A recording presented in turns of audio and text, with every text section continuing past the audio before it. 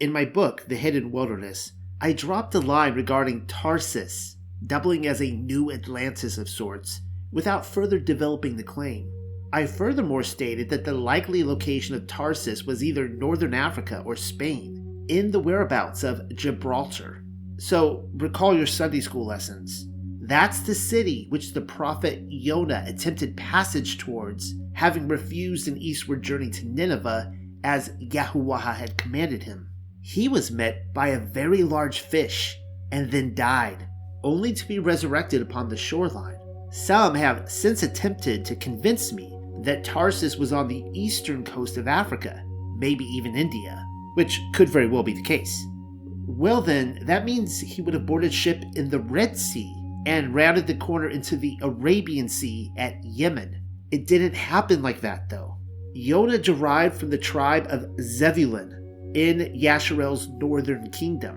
The port at Joppa would have been a hop and a skip away, if a quick and sudden escape is what he was after. And in fact, that's what Jonah 1:2 states, that he set out for Tarshish from Yaffo, which Yaffo is Joppa, sailing past the Straits of Gibraltar around the Western Sahara all the way down to South Africa, and then back up past Madagascar in the direction of India or wherever. Seems like a very improbable route, when the more likely answer is that Tarshish was in the whereabouts of Spain or Northern Africa, though I could also see Western Africa being a contender. Again though, I'm not throwing out the Far East as a potential, I just want to look at the evidence for Spain or Western Africa. But then here is where they are pulling their information from. And all the drinking vessels of King Shlomo were of gold, and all the vessels of the house of the forest of Lebanon were of pure gold. None were of silver. It was not anything accounted of in the days of Shlomo, for the king's ships went to Tarshish with the servants of Churam. Every 3 years once came the ships of Tarshish, bringing gold and silver, ivory and apes and peacocks. And King Shlomo passed all the kings of the earth in riches and wisdom. 1 Kings 10:21-23 and 2 Chronicles 9:20-22. Well, albeit the passages in 1 Kings and 2 Chronicles are identical, albeit the chapter and verse has slightly different numbers. King Shlomo only received Tarshish imports once every 3 years, whenever the ships got around to completing their round-trip journey. That's quite the distance, supposing that nautical mileage is being accounted for by the years. We are told the ancients were capable of sailing 100 nautical miles per day. An Atlantic journey from Europe to the Americas takes only 3 to 4 weeks if the weather is good. And Christopher Columbus, according to history, sigh I know, accomplished his journey within 2 months and 9 days. So 3 years, eh? Either Tarshish happens to be a city in the greater realm, and Jonah was journeying with the elves of Middle-earth beyond globe Earth's curvature to the undying lands, taking the high and straight road, or something else is going on. There is another clue as to the whereabouts of Tarshish in that apes and peacocks were included in the baggage. As far as my knowledge goes, there are only 2 recognized peacock species. The blue peacock lives in India, while the green peacock is found in Burma. There is, however, another rarer species of peacock, the Congo peacock. But then throw the apes into the equation. What kind of apes are we talking about here? There are gibbons in Southeast Asia, as well as orangutans on the islands of Borneo and Sumatra, not forgetting the chimpanzees as well as the gorillas of Western and Central Africa. Well darn. Tarshish could be either location, couldn't it? I'm still holding out for Spain as a potential location. And of course, I stress potential. I wasn't there and wouldn't really know. The assumption in all of this is that Tarshish doubled as a prototype Atlantis, a new Atlantis. That will seem like a stretch for many, though I'm certainly not the only one holding hope, as even the normies have been making the connection. The original Atlantis, as you have been made aware by now, if you've been following my recent series, may have indeed been located on the lost continent of Lemuria Mu, aka the Land of Eden, as per the moon map, making Cain's city of Enoch in the land of Nod our top suspect. Though, for the record, I am also well aware that Lemuria and Atlantis may be two completely different entities of old. We'll keep that in mind. Moving forward, I will attempt to examine the various pieces of the puzzle to see what, if any, fits. Come on, you know something will click. In order to do so, I'm thinking we need to go back to the known origin of the Atlantis mythos. And that, my friends, is Agent Aristocles, aka Plato. Somewhere in the whereabouts of 360 BC, according to the official narrative, Plato wrote two of his later Socratic dialogues, Timaeus and Critias, both of which set forth the story of Atlantis. I will ask you to keep the prophet Jonah as well as King Shaloma in your peripheral vision, as they inhabited the 8th century and 10th century BC, respectively. They predated Plato by several centuries, and there are references to Tarshish to be found in both biographies. Well, in Timaeus, the character Critias explains that he got the story regarding Atlantis from his grandfather, who got it from his father, who got it from the politician Solon, who in turn received the information from an Egyptian priest, Sauntius of Sais. Oh dear, that's quite the game of phone tag right there, spread out over several generations. All misdirection, when in fact, Agent Plato was initiated, in bed with the elitist, as was Socrates before him. Yeah, that whole drink the cup of poison hemlock episode was one big fat hoax. It was his task, really it was their task, to reveal secrets, Hellenizing everyone, but I digress. At the receiving end of Plato's phone tag, Critias claimed that a great and mighty Atlantean empire existed beyond the Pillars of Heracles, some 9,000 years earlier, and those years should be noted. It is indeed possible that Atlantis was a civilization existing before the Genesis reset, the recreation event in Genesis chapter 1. That very well may be true. I don't want to assume either way. It may very well have been a city that existed before the deluge as well. That being said, Atlantis was said to be larger than Libya and Asia combined, which appears to be a reference to northern Africa and half of modern Turkey, or so they say. After war broke out between Atlantis and the Athenians, and I'm paraphrasing, an earthquake devastated Atlantis, sinking it below the ocean in a single night. Take a mental note of the Athenians, or put a bookmark there or whatever. We don't find out more information on Atlantis until Plato's next cinematic multiverse entry, Critias. In that one, the pantheon of Elohim, those would be the gods, divided up the earth, just as it happened among the Council of the 70 in Deuteronomy 32:8. If you recall, Yahuwah, the son of Allahayam, received Yasharel as his inheritance. And so it only makes sense that other Elohim would receive their land inheritance. Well, Poseidon received Atlantis. I have more to say on Poseidon's part in the narrative, specifically in his potential relation to Cain and his eldest son Enoch. If Adam was a representative of Yahuwah, then Cain could very well have been for Poseidon, though discussions like that one will have to be saved for another hour. Poseidon's intent was to have his children rule as a confederacy of kings, with his eldest, Atlas, serving as head king. Makes sense? Atlas is literally in the word Atlantis. The name means Island of Atlas. That's a rather interesting side note since, according to the Greek poet Hesiod, Atlas stood at the ends of the earth in the west. It was a flat earth, you know. The resulting city of Atlantis was circular, managing about 15 miles in diameter. The palaces and temples of the city were adorned with gold, silver, brass, and ivory. In the center of the city was a citadel, also circular, about 3 miles in diameter. Actually, the entire city was a series of rings comprised of land and interlocked canals, all of which were connected with bridges by which larger ships might navigate to the sea. The city furthermore hosted a well-irrigated rectangular plain which met up with the coast, running about 240 miles. What happened is The Confederacy of Kings met every 5th or 6th year to sacrifice a bull and discuss matters of state. But then, in time, no surprise, the Atlanteans suffered a moral decline. Zeus decided something needed to be done about it. He called the pantheon together to court, and the rest is history, supposedly.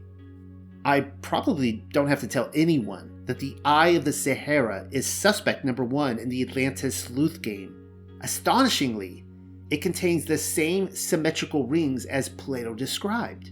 The defining difference between the two is that the Eye of the Sahara sits in West Africa rather than Gibraltar, and is 24 miles in diameter rather than 15, which is pretty darn close if you ask me, as a circumference goes, and far grander of a capital city than what the game of phone tag ultimately allowed. Also of note is the great wealth of Apulian artifacts which the site has offered.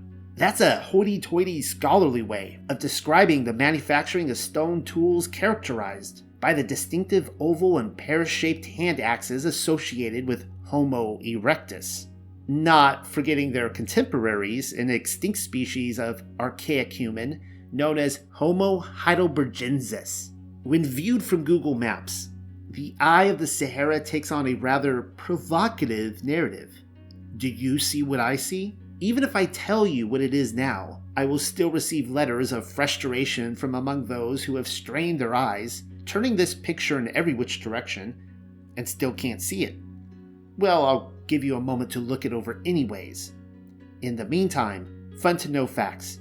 The Eye sits 310 miles from the ocean, rather than Plato's 9 kilometers, or 5.6 miles. That's nothing, though, when compared to the Grand Canal in China, which is reckoned to extend for 1,104 miles. If this is indeed the original Atlantis site, then a 310-mile highway of water should have been easily managed, especially if it served irrigation purposes as well as a grand avenue for the cities of its kingdom. And now for the I Spy game that I've mentally been preparing you for. It looks to me as if a massive flood pummeled the Sahara. Still not seeing it? Look to the long wavy line sweeping across the center of the image. That's what we Bible scholars would call a local flood, which is another way of saying a post-deluge event. Nope, not Noah's flood. For whatever reason, the pantheon of Elohim decided what Western Africa needed was another judgment event. Then again, there is no reason to automatically conclude that the Sahara flood is responsible for destroying the Atlantean city. I mean, why assume? The Atlantean city could have been destroyed thousands of years before the flood swept across northern Africa. Again, remember how old Atlantis was supposed to be, something like 11,000 years. I wouldn't really know as I wasn't there. The Sahara flood looks suspicious though. I'm still holding out to the remote possibility that the Eye of the Sahara was, in the very least, Atlantean, in a confederacy of Atlantean cities. Yes, I think there were more of them. The other, far more likely contender for Tarsus, as well as the inspiration for Plato's prototype Atlantean capital, is the mystical city of Tartessos, a semi-harbor port on the south side of Spain. Wiki has a page devoted to this one, and they lobby the grenade in the first paragraph, as they so often do. They drop the Phoenician word into the dojo, and then get up to leave without a fight. Yep, Yasharel had a colony there. There is your Shaloma connection. The city can be traced to multiple Greek and Near East sources throughout the first millennium BC, as we have already seen with Iona and Shaloma. For example, the 4th century BC historian Ephorus describes, and I quote, a very prosperous market called Tartessos, with much tin carried by river, as well as gold and copper from Celtic islands, unquote. Right there, that is important in connecting the copper trade of Britain and the Celts with the Phoenicians. And who were the Druids again but the descendants of Yasharel, having come out of Egypt? I'm actually wondering if they're connected with the priest of Midian. In other news, their prophet Yirmiyahu, that would be Jeremiah, brought the Yehudan princess Tepi to Spain to marry a Yehudan prince before setting up their kingdom in Ireland. Tarshish is almost undoubtedly where it all went down. Another deep well of information which we all need to tap into from time to time is Herodotus. I quote from him every so often, and once again here he doesn't disappoint. The story goes as follows. While on a voyage to Egypt, the Greek merchant, I hope I'm pronouncing this right, Kaleos was blown off course by a naughty storm, only to find himself driven into the Atlantic through the Gibraltar Strait, past the Pillars of Hercules. He landed at Tartessus in southwestern Spain, where he obtained a cargo of precious metal. Why does Tartessus sound so much like Tartaria? According to Herodotus, Kaleos claimed to be the first trader to find Tartessus. I don't buy that, but whatever.